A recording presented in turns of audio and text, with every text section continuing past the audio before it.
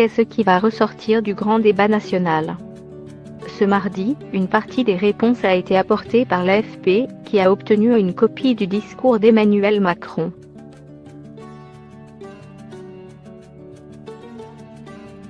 Le chef de l'État avait dû reporter son allocution prévue lundi après qu'un incendie s'est déclaré à Notre-Dame de Paris.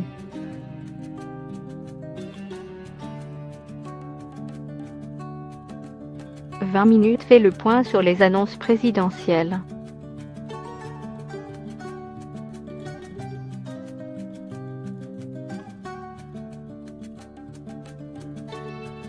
Une baisse des impôts pour les classes moyennes et des corrections sur l'ISF.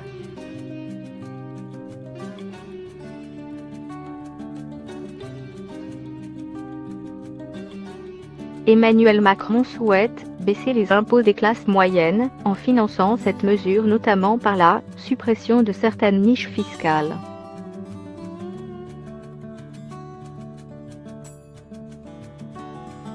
Le président de la République demande aussi une évaluation objective de l'ISF dès le début de l'année 2020, sur la base de laquelle il s'engage à apporter toutes les modifications et corrections nécessaires.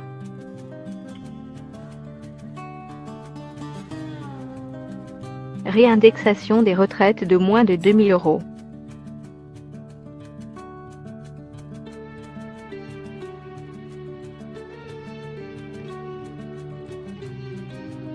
Le président de la République veut réindexer les retraites de moins de 2 000 € sur l'inflation à partir du 1er janvier 2020.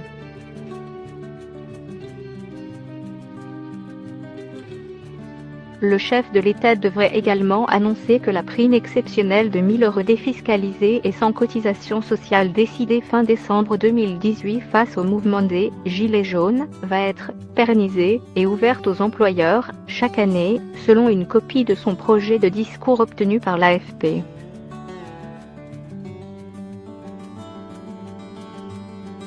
Aucune fermeture d'école ni d'hôpital d'ici 2022.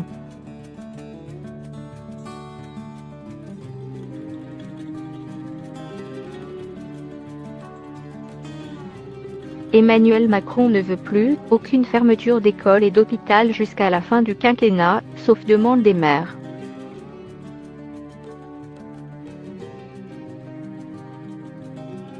Prenant acte que beaucoup de nos concitoyens ont le sentiment que leur territoire est abandonné, le chef de l'État souhaite assurer la présence des services publics et ouvrir un nouvel acte de notre décentralisation, notamment avec plus de fonctionnaires sur le terrain, avec davantage de responsabilités et moins de fonctionnaires à Paris pour écrire des normes ou créer des règles.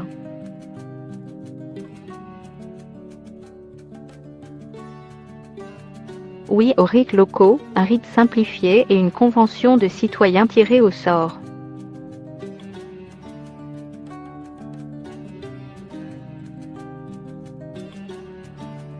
Le chef de l'État est favorable à ce que des référendums d'initiative citoyenne RIC, réclamés par les « Gilets jaunes », puissent être organisés sur certains sujets d'intérêt locaux.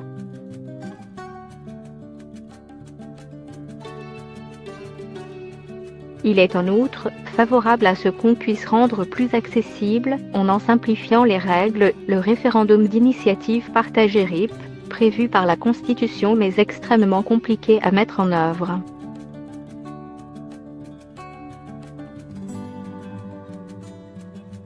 Il annonce une convention de 300 citoyens tirés au sort sera installée dès le mois prochain, en mai, chargée de travailler à la transition écologique et aux réformes concrètes à prendre.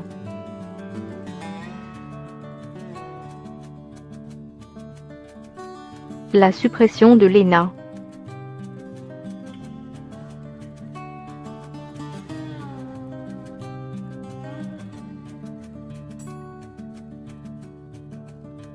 Le chef de l'État est favorable à un changement de la formation, la sélection, les carrières en supprimant l'ENA et plusieurs autres structures.